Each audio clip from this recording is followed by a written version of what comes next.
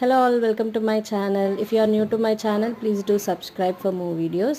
ఇవాళ నేను custard biscuit pudding ఎలా చేయాలో చూపిస్తాను. దీనికి మనకి 1 లీటర్ మిల్క్కి ఫస్ట్ ఒక కొంచెం వామ్ మిల్క్ తీసుకొని అందులో మనము 3 స్పూన్స్ వరకు కస్టర్డ్ అండ్ 1 స్పూన్ మైదా తీసుకొని కలిపి పక్కకు పెట్టుకోవాలి.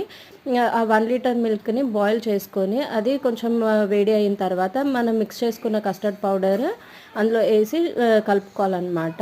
అందులోనే షుగర్ అండ్ వెనిలా ఎసెన్స్ కూడా యాడ్ చేసి థిక్ అయ్యేంత వరకు మనం కుక్ చేసుకోవాలి. దీన్ని వన్స్ థిక్ అవుతుంది అన్నప్పుడు స్టవ్ ఆఫ్ చేసేయచ్చు.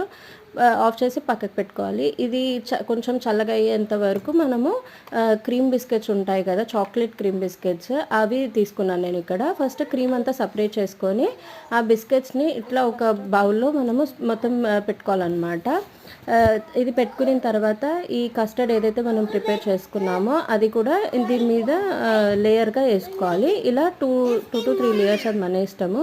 నేనైతే 2 లేయర్స్ వేసుకున్నాను. ఇట్లా మళ్ళీ క్రీమ్ బిస్కెట్స్ అన్నీ క్రీమ్ తీసేసుకొని మళ్ళీ వేసుకొని కస్టర్డ్ వేసుకోవాలి.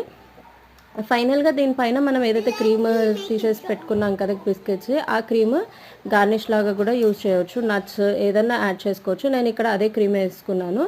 అదంతా వేసుకొని దీన్ని ఒక 2 hours వరకు ఫ్రిడ్జ్లో పెట్టేసుకోవాలి.